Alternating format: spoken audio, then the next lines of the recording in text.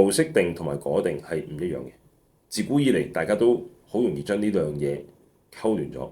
無色定同埋果定係點樣唔一樣呢？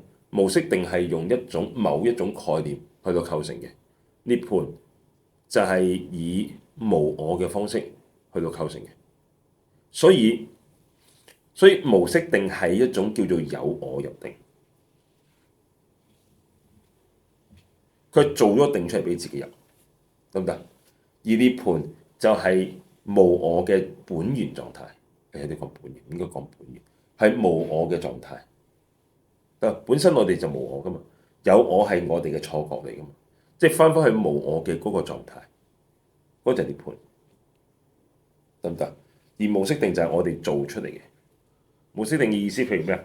空無邊處，識無邊處，無所有處，呢啲即係緣一個叫虛空嘅東西。當你緣到一個叫虛空嘅東西入定，所以入嘅嗰個叫做無色定。咁有我去進入呢件事，所以佢肯定喺三界裏邊，唔係涅槃。涅槃就冇呢一樣嘢嘅，得唔得？翻返去本源嘅狀態，翻返去本身嘅狀態。